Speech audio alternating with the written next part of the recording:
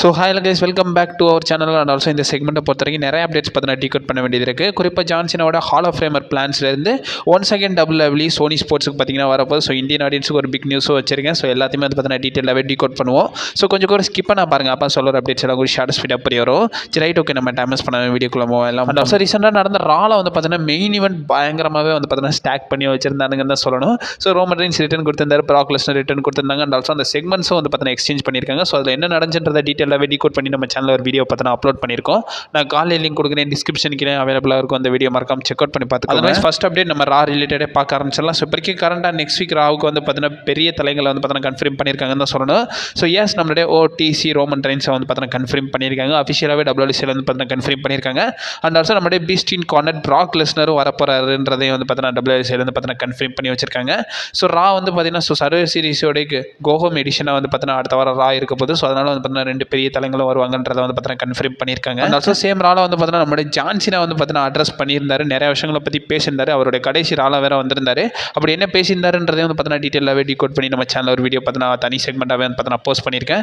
நான் காலையில் லிங்க் கொடுக்குறேன், டிஸ்கிரிப்ஷன் கீழே அவைலபிளாக இருக்கும். அந்த வீடியோ மறக்காம செக் அவுட் பண்ணி பார்த்துக்கோங்க. ரெண்டாவது அப்டேட் பொறுத்த வரைக்கும் நம்மளுடைய ஜோ ஹென்ரி ரிலேட்டட் தான். ஸோ வரைக்கும் கரண்டாக ரீசெண்டாக வந்து பார்த்தீங்கன்னா நம்ம சேனலில் வீடியோஸ் பார்த்தீங்கன்னா போஸ்ட் பண்ணியிருந்தோம். அதர்வைஸ் வந்து பார்த்தீங்கன்னா ஜோ ஹென்ரியை WWE அஃபிஷியலாகவே சைன் பண்ணியிருந்தாங்கன்றதை வந்து பார்த்தீங்கன்னா மென்ஷன் பண்ணியிருந்தேன். இப்போ வரைக்கும் கரண்டாக அவருடைய கான்ட்ராக்ட் ரிலேட்டட் அப்டேட்ஸ் பார்த்தீங்கன்னா வந்துருக்கு. ஸோ இதில் வந்து பார்த்தீங்கன்னா நமக்கு ஃபைட்ஃபுல் செலக்ட் பார்த்தீங்கன்னா சொல்லியிருக்காங்க. அவங்க கொண்ட அப்டேட்டில் என்ன மென்ஷன் பண்ணியிருக்காங்கன்னா, இப்போ வரைக்கும் கரண்டாக ஜோ ஹென்ரிக்கு வந்து பார்த்தீங்கன்னா மெயின் ராஸ்டர் லெவலில் அந்த லெவலுக்கு வந்து பார்த்தீங்கன்னா டீல் வந்து பார்த்தீங்கன்னா சைன் பண்ணி கொடுத்துருக்காங்களாமா. மேக்ஸிமம் சேலரியாகவே வந்து பார்த்தீங்கன்னா இந்த இடத்துல வந்து பார்த்தீங்கன்னா கொடுக்குறாங்க. அதாவது அவங்க என்ன சொல்லியிருக்காங்கன்னா, நம்ம எல்லாரும் என்ன எக்ஸ்பெக்ட் பண்ணோம், ஸோ NXT-க்காக தான் அவர் வச்சிருக்காங்க. ஸோ NXT லெவல் கான்ட்ராக்ட் தான் கொடுப்பாங்கன்ற மாதிரி சொல்லியிருந்தோம். பட் இருந்தாலும் மெயின் ராஸ்டர் லெவல் கான்ட்ராக்ட் வந்து பார்த்தீங்கன்னா ஜோ ஹென்ரிக்கு ஆஃபர் பண்ணியிருக்காங்களாமா. கிட்டத்தட்ட ராஸ் மேக்டவுனில் சண்டை போடுற ரெஸ்லர்ஸ் வாங்குற சேலரியை வந்து பார்த்தீங்கன்னா அவங்க வந்து ஆஃபர் பண்ணியிருக்காங்களாமா. அந்த கான்ட்ராக்ட் இதாக தான் இருக்குன்றதை வந்து பார்த்தீங்கன்னா சொல்லியிருக்காங்க. நம்ம எல்லாரும் NXT தான் சண்டை போட வருவார், ஸோ அதுக்காக தான் WWE சைன் பண்ணியிருந்தாங்கன்றது சொல்லியிருந்தோம். NXT-க்கு தான் வந்து பார்த்தீங்கன்னா சண்டை போட போகிறாருன்றதை WWE எந்த ஒரு இடத்துல வந்து பார்த்தீங்கன்னா சொல்லலை. பட் அவரை மோஸ்ட் ப்ராபப்லி வந்து பார்த்தீங்கன்னா மெயின் ராஸ்டர் கொண்டு வரதுக்கான பாசிபிலிட்டிஸ் இருக்குது. ஃபேன்ஸோட சப்போர்ட் இருக்குது. ஸோ என்ன பண்ணுறாங்கன்றது தெரியல. இவருக்கு இப்போ வரைக்கும் கரண்டாக மெயின் ராஸ்டர் லெவலுக்கான சேலரி வந்து பார்த்தீங்கன்னா ஆஃபர் பண்ணியிருக்காங்க. ஸோ அதனால தான் அந்த டீலை கன்ஃபார்ம் பண்ணியிருக்காங்கன்றதை வந்து பார்த்தீங்கன்னா மென்ஷன் பண்ணியிருக்காங்க. மூணாவது அப்டேட் பொறுத்த வரைக்கும் நம்மளுடைய CM Punk ரிலேட்டட் தான். ஸோ இப்போ வரைக்கும் கரண்டாக CM Punk இதுக்கப்புறமா எனக்கு மெயின் ஈவெண்ட்டே வேணாண்டான்ற மாதிரி வந்து பார்த்தீங்கன்னா பேசியிருக்காரு. ரீசெண்டாக வந்து பார்த்தீங்கன்னா மோஸ்ட்லி ஸ்போர்ட்ஸ்ன்ற ஒரு சேனலுக்கு வந்து பார்த்தீங்கன்னா இன்டர்வியூ கொடுத்துருக்காரு. அதில் வந்து பார்த்தீங்கன்னா நம்மளுடைய WWE world heavyweight champion CM Punk நிறைய விஷயங்களை வந்து பார்த்தீங்கன்னா அட்ரஸ் பண்ணியிருந்தாரு. குறிப்பாக அவருடைய ஃபர்ஸ்ட் WWE ரன்னை பற்றியும் பேசியிருக்காரு. இப்போ வரைக்கும் கரண்ட் ட்ரெயின் பண்ணுறதை பற்றியும் பேசியிருக்காரு. அண்ட் ஆல்சோ இப்போ வரைக்கும் கரண்ட் அவர் எக்ஸ்பிளைன் பண்ணியிருக்காரு. இதுக்கப்புறமா வந்து பார்த்தீங்கன்னா நான் வந்து மெயின் ஈவெண்ட்டை கேர் பண்ணுறது கிடையாது, போகிறது கிடையாதுன்றதை வந்து பார்த்தீங்கன்னா சொல்லியிருக்காரு. நான் மெயின் ஈவெண்ட் வேணும்னு கேட்டேன். ஸோ அதுக்கான ஆப்பர்ச்சுனிட்டி வந்து பார்த்தீங்கன்னா எனக்கு WrestleMania 41 கிடச்சிச்சு. நைட் 1 மெயின் ஈவெண்ட் பண்ணேன். அது மட்டும் இல்லாமல் நான் ஏன் மெயின் ஈவெண்ட் வேணும்ன்ற மாதிரி கேட்டேன்னா, அப்போ தான் எனக்கு நிறைய அமௌண்ட் கிடைக்கும். ஸோ அதனால தான் வந்து பார்த்தீங்கன்னா நான் வேணும்ன்ற மாதிரி வந்து பார்த்தீங்கன்னா கேட்குறேன்றதை சொல்கிறாங்க. இப்போ கூட ஒன்றும் பிரச்சனை கிடையாது. நான் இப்போ ஓப்பனிங் மேட்சஸ்லையும் வந்து பார்த்தீங்கன்னா கம்ப்ளீட் பண்ண ஆரம்பிக்கிறேன். சேமஸ் மெயின் ஈவெண்ட் வாங்குற அமௌண்ட்டு வந்து பார்த்தீங்கன்னா நான் வாங்குறேன்.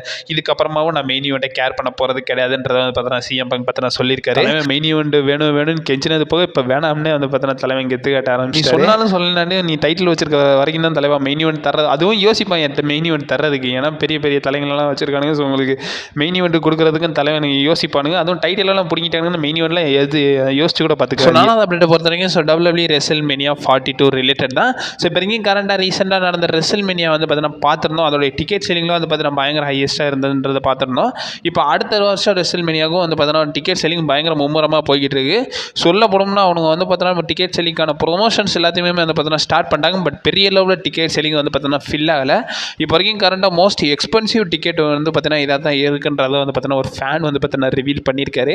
ஸோ ரீசெண்டாக அவர் வந்து பார்த்தீங்கன்னா ஷேர் பண்ணியிருக்காரு. அதில் வந்து பார்த்தீங்கன்னா என்ன சொல்லியிருக்காங்கன்னா, அது ஜஸ்ட் டிக்கெட் மட்டும் கிடையாது. ஸோ 2 ஷோவுக்குமான டிக்கெட், அதாவது வந்து பார்த்தீங்கன்னா so first night second night அந்த மாதிரி வந்து பார்த்தீங்கன்னா பார்க்காம ஒரு நைட்டுக்கான பாஸ். அந்த ஃபஸ்ட்டு நைட்டு வந்து இருக்கோம்னா அந்த ஃப்ரெண்டு சீட்டு, அது போக வந்து பார்த்தீங்கன்னா ஸோ அந்த ரிங்கிலேருந்து ஃபோட்டோ எடுத்துக்கிறது, அது போக சில பேக் ஸ்டேஜ் ஆக்சஸ் எல்லாத்தையுமே வந்து பார்த்தீங்கன்னா சேர்த்து டாலர்ஸ் மதிப்பில் வந்து பார்த்தீங்கன்னா 37,500 வந்து பார்த்தீங்கன்னா சார்ஜ் பண்ணுறாங்கன்றது வந்து பார்த்தீங்கன்னா ரிவீல் பண்ணியிருக்காரு. ஸோ இது வந்து பெரிய ப்ரீமியம் பேக்கேஜ் தான். பட் இருந்தாலும் டாலர்ஸ் மதிப்பில் 37,500ன்னு பார்க்கும்போது இது வந்து இந்தியன் மணியில் வந்து பார்த்தீங்கன்னா கால்குலேட் பண்ணிங்கன்னா கிட்டத்தட்ட வந்து பார்த்தீங்கன்னா 37 லட்சம் கிட்ட வந்து பார்த்தீங்கன்னா வருதுங்க. ஸோ எக்ஸாக்டாக எனக்கு எவ்வளோன்னு தெரியல. பட் 30 lakhsக்கு மேலே தான் வருது. இது வந்து எலைட் டிக்கெட். ஸோ இதுதான் வந்து பார்த்தீங்கன்னா ஹையஸ்ட் ப்ரைஸாக இருக்குது. ஸோ ஃப்ரண்ட் ரோவில் வந்து பார்த்தீங்கன்னா டிக்கெட் கிடைக்கிது வேறு விஷயம். அது போக நிறைய பேக் ஸ்டேஜ் ஆக்சஸும் வந்து பார்த்தீங்கன்னா WWCலேருந்து பார்த்தீங்கன்னா கொடுக்குறாங்க. இது அதிகமாக இல்லை WWE குறைச்சி வச்சிருக்கானுங்களான்றது வந்து பார்த்தீங்கன்னா சத்தியமாக தெரியல. பட் இருந்தாலும் ஃபேன்ஸ் வந்து பார்த்தீங்கன்னா அமெரிக்கன் ஆடியன்ஸ் வந்து பார்த்தீங்கன்னா ஸோ WWE பல மடங்கு வந்து பார்த்தீங்கன்னா ஏற்றிட்டாங்க டிக்கெட் ப்ரைஸ்ன்றதை வந்து பார்த்தீங்கன்னா சொல்லியிருக்காங்க. TKO கையில் தான் தான் இருக்குது. ஸோ அவங்க தான் வந்து பார்த்தீங்கன்னா ஏற்றிக்கிட்டு இருக்கானுங்க. ஸோ இப்போ தான் கொஞ்சம் கொஞ்சமாக ஸ்டோரி லைன் வேணும். ஸோ இதுக்கப்புறமா தான் ஸ்டோரி லைன் நடத்தினா தான் பொழப்பு ஓட்ட முடியுன்ற மாதிரி வந்து பார்த்தீங்கன்னா ஃபோக்கஸ் பண்ணி கொஞ்சம் கொஞ்சமாக நகர்த்துறானுங்க. ஸோ என்ன நடக்குதுன்றதை பொறுமையாக வெயிட் பண்ணி தான் பார்க்கலாம். ஸோ இதுக்கப்புறமா மெயின் அப்டேட்ஸ் பார்க்க ஆரம்பிச்சிடலாம். ஸோ அதில் ஃபஸ்ட்டு பார்க்க வேண்டியது நம்மளுடைய WWE இந்தியா ரிலேட்டட் தான். ஸோ மீண்டும் சோனி ஸ்போர்ட்ஸுக்கு WWE வந்து பார்த்தீங்கன்னா கொண்டு வராங்க. ஸோ இது ரிலேட்டட் அப்டேட்ஸ் பார்த்தீங்கன்னா நேற்றுக்கு வந்து பார்த்தீங்கன்னா வந்திருக்கு. இது அஃபிஷியலாகவே WWE அண்ட் ஆல்சோ சோனி ஸ்போர்ட்ஸே வந்து பார்த்தீங்கன்னா கன்ஃபார்ம் பண்ணியிருந்தாங்க. அவங்க வந்து பார்த்தீங்கன்னா அவங்க போஸ்ட்டில் வந்து பார்த்தீங்கன்னா ஷேர் பண்ணியிருக்காங்க. அதாவது வந்து பார்த்தீங்கன்னா ஸோ இப்போ சாட்டர்டே நைட் மெயின் ஈவெண்ட் நடக்கும்போது சீனாவோட ஃபைனல் மேட்ச் அந்த சாட்டர்டே நைட் மெயின் ஈவெண்ட்டில் நடக்கும்போது டிசம்பர் 17 நடக்க போகிற அந்த சாட்டர்டே நைட் மெயின் ஈவெண்ட்டை நம்மளுடைய சோனி ஸ்போர்ட்ஸ் நெட்வொர்க் வந்து பார்த்தீங்கன்னா இப்போ கரெக்டாக டெலிகாஸ்ட் பண்ண போகிறாங்கன்றதை வந்து பார்த்தீங்கன்னா சொல்லியிருக்காங்க. கரெக்டாக இது ரிலேட்டட் வந்து பார்த்தீங்கன்னா அவங்க கன்ஃபார்ம் பண்ணது வைஸ் பார்த்தீங்கன்னா சொல்லியிருக்காங்க. ஸோ டிசம்பர் 17 காலையில் 6:30 வந்து பார்த்தீங்கன்னா ஸோ அந்த ஷோ வந்து பார்த்தீங்கன்னா கிக் ஆஃப் ஆக ஆரம்பிச்சுன்றதை சொல்லியிருக்காங்க.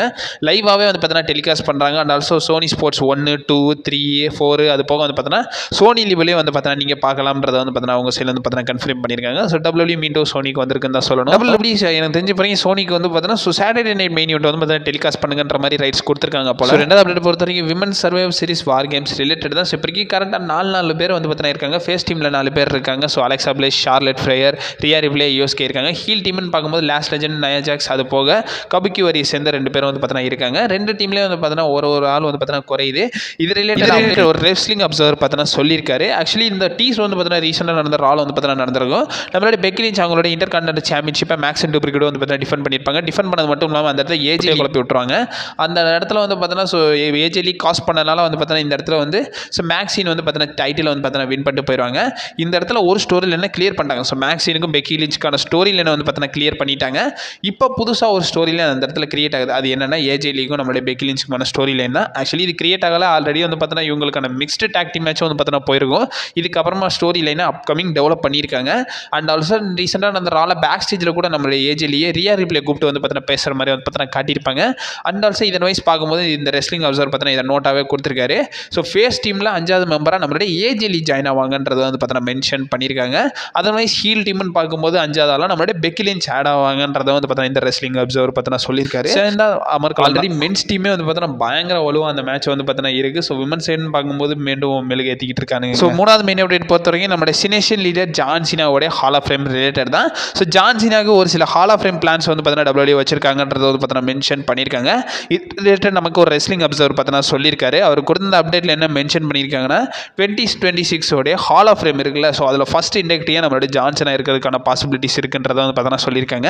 ப்ரோ ரெஸ்லிங்கில் ஒரு பெரிய சாம்பியன், அது மட்டும் இல்லாமல் இப்போ இந்த 2 டிகேட்ஸாக வந்து பார்த்தீங்கன்னா ஜான்சினா WWE பெரிய நெக்ஸ்ட் லெவலுக்கு வந்து பார்த்தீங்கன்னா எடுத்து போயிருக்காரு. WWEயோட ஃபேஸாக இருந்த ஜான்சினாவுக்கு வந்து பார்த்தீங்கன்னா நெக்ஸ்ட் இயர் ஹால் ஆஃப் ஃபேமோடைய ஃபஸ்ட் இண்டக்டியாக அவர் தான் இருப்பாருன்ற மாதிரி வந்து பார்த்தீங்கன்னா இந்த ரெஸ்லிங் அப்சர்வர் பார்த்தீங்கன்னா சொல்லியிருக்காரு. இவர் கொடுத்த அந்த அப்டேட் வைஸ் உங்களோட ஒப்பீனியன் என்னன்றதை மறக்காம கமெண்ட் பாக்ஸில் வந்து பார்த்தீங்கன்னா மென்ஷன் பண்ணி விடுங்க. ஸோ அப்கமிங் அப்டேட்ஸ் வந்து இருக்கும். நீ மறக்காம நம்ம சேனல் ஸ்டே பண்ணிடுங்க. And also stay safe. வரட்டா.